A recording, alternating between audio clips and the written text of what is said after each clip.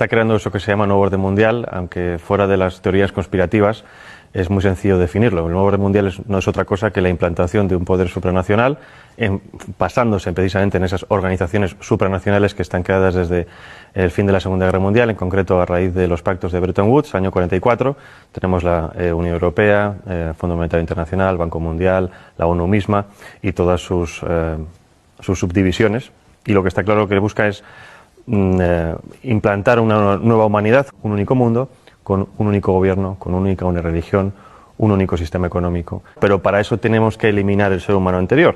Por eso esos pilares que son los fundamentales: relativismo moral, laicismo, ideología de género, entre otros tantos. Podemos añadir aborto, ahora viene la eutanasia, con el objetivo de desprogramar al ser humano que existía antes, implantar un nuevo código de valores y poder empezar a implantar el transhumanismo, que es al que vamos. Vamos en lo que llaman también la cuarta revolución industrial, que es la implantación de un sistema robótico basado en inteligencia artificial que controle todo aquello que antes era de alguna manera esporádico en el ser humano.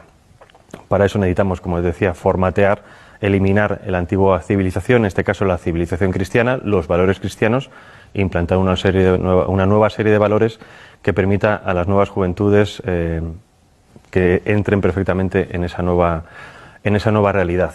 Para esto es lo que llaman, entre otras cosas, la Agenda Global 2030 o la Agenda del siglo XXI. Las Naciones Unidas han promovido la Agenda 2030 y esta debe de mantenerse como la guía central.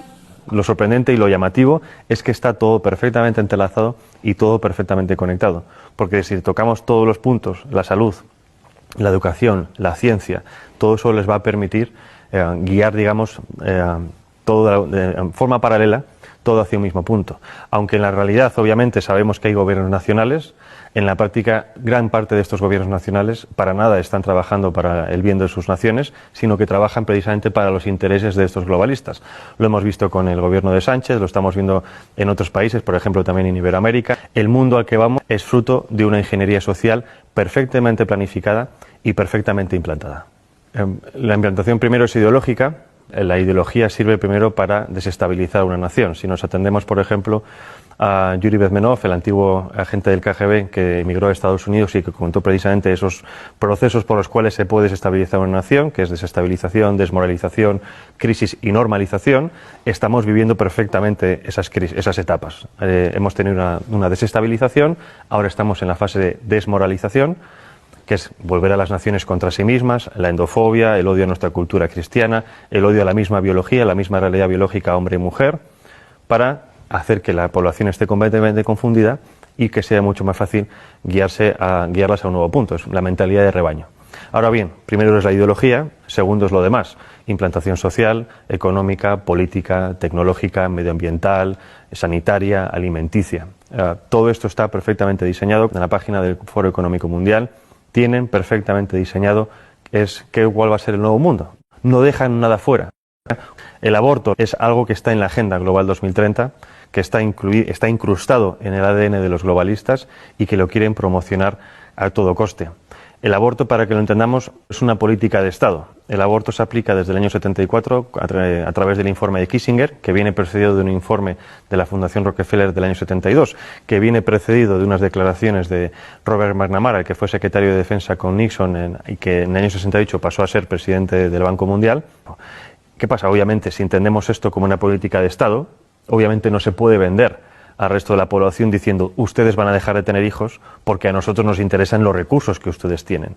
Lo que se hace es un marketing político. Y esto es como nos están vendiendo todo. El aborto es un interés de Estado, es un interés geoestratégico.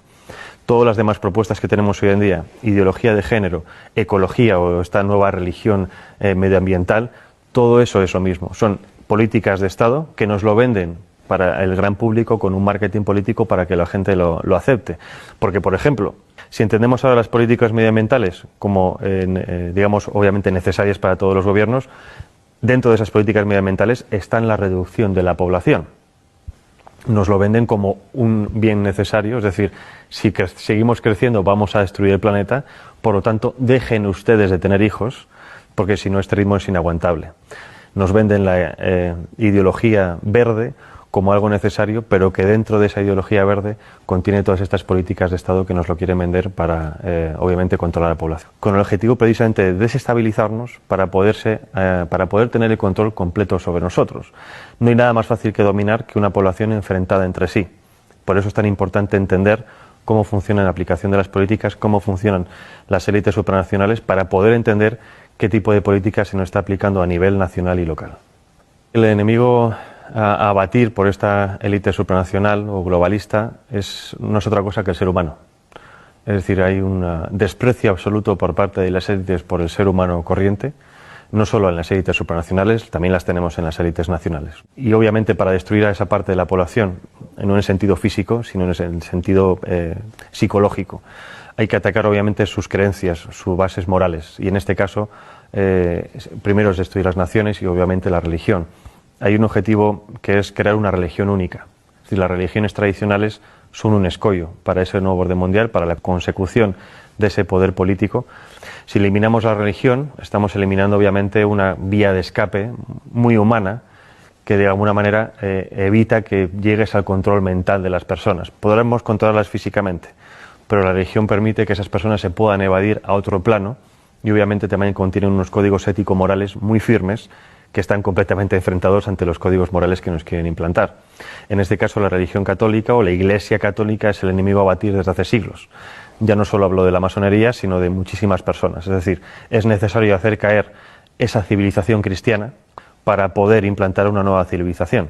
El objetivo en general cuando hablo de la humanidad es el control absoluto de la población, pero no solo hablo de control, digamos, policial, sino control de lo que se consume, de lo que se piensa, de lo que se educa, de lo que se ve. Más o menos yo creo que todo el mundo tiene en la cabeza esta realidad porque es un poco lo que estamos viendo. Nos censuran las redes sociales, nos censuran medios de comunicación, censuran incluso en los mismos colegios y esto no es otra cosa que poner barreras. Entonces necesitan acabar con todo eso para poder tener el control. Obviamente cuando hablo de Soros como uno de los principales promotores de este nuevo orden mundial, lo dejo muy claro, uno de los principales, o digamos una de las caras visibles. Yo creo que si conocemos a Soros tanto, es porque a Soros se le permite mostrarse. ¿Con esto qué quiero decir? Con esto digo que los verdaderamente poderosos están en la sombra. Ahora bien, si Soros, digamos que trabaja en el lado social, quiero decir la sociedad civil, es decir, es un experto en modificación de conciencias. Para eso trabaja en la ventana de Overton. La ventana de Overton es una herramienta que nos permite transformar lo imposible en un hecho factible. Y hay varias fases. Obviamente primero viene la propaganda, la ideología. Para eso se crean y se financian think tanks, fundaciones, asociaciones que generen supuestos documentos científicos, oficiales, estudios, etcétera, de los cuales después se hagan eco los medios de comunicación. Esos medios de comunicación llegan a las masas. Las masas, a base de repetición de estos estudios, estos conceptos, estas ideologías, acaban, si no aceptando como propias esas ideologías o pensamientos, sí aceptándolos diciendo que es algo como ya existe y lo ven por todas partes, es algo que hay que aceptar. Una vez llegamos a esa tercera fase, viene la cuarta fase, que es la de los políticos. Los políticos, obviamente, con el interés partidista de continuar en el poder, se hacen supuesto eco de esas reclamaciones supuestamente sociales y, obviamente, después el quinto, que es la transformación en leyes, la legislación. Entonces, esos 5 pasos es lo que se ha seguido con muchísimas cosas. Tenemos el aborto, tenemos el matrimonio homosexual, ahora tenemos ya ha empezado la eutanasia y el siguiente paso es la pedofilia. Y esto es pura matemática, es ciencia política y siempre funciona. Entonces, si nos atenemos a que esto sirve para aplicar ciertas cosas, ¿qué es lo que ha hecho Soros a nivel social? Lo mismo. Ha financiado ONGs, asociaciones, fundaciones, ha financiado medios de comunicación, ha financiado a políticos e incluso ha financiado a instituciones como por ejemplo puede ser la Unión Europea o el European Council on Foreign Relations, que es la versión europea del CFR norteamericano, que es el principal lobby de la política exterior norteamericana, en este caso en Europa. Entonces, si tienes los 5 pasos o los 4 pasos de los 5 en tu mano, es mucho más fácil modificar la realidad de los ciudadanos toca todos esos palos. Si nos vamos a instituciones supranacionales, ¿cuál es el papel de la ONU, de la UE? Es muy parecido. Bueno, el Banco Mundial obviamente es la gestión económica mundial, lo mismo parecido del Fondo Monetario Internacional a la hora de préstamos. El control económico y los préstamos sirven para el chantaje económico de las naciones.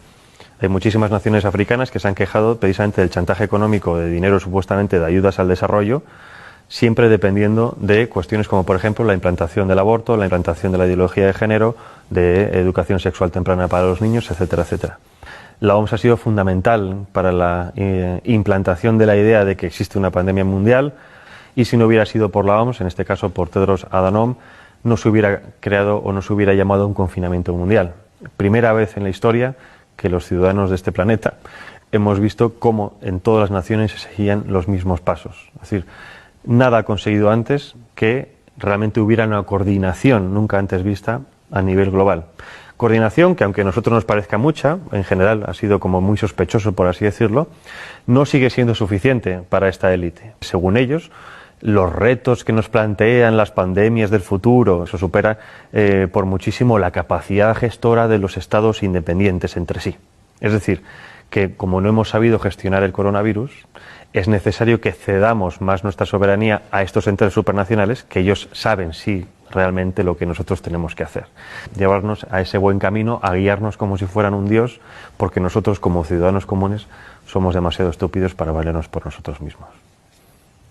Las redes sociales han sido siempre una herramienta fundamental en el tema de la comunicación, pero como todo avance tecnológico tiene siempre su cara y su cruz.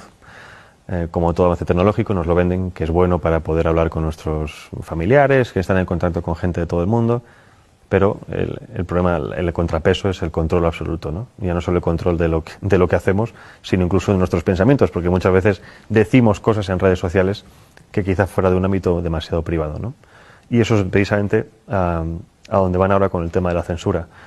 Han visto que en los últimos años ha habido también una pequeña revolución en redes sociales, dado que cada vez hay más perfiles conservadores, antiglobalistas, más perfiles de gente contraria a los designios de este nuevo orden mundial, ¿no?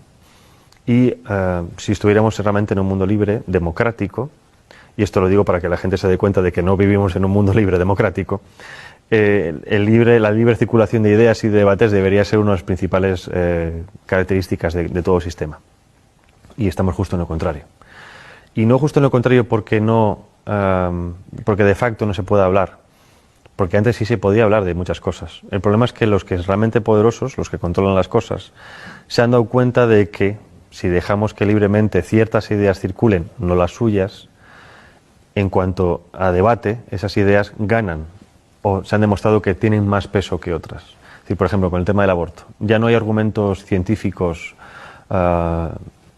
médicos, ahora son argumentos puramente sentimentales, ¿no? El derecho de la mujer a elegir sobre su propio cuerpo, porque por eso saben que los argumentos médicos no pueden vencerlos.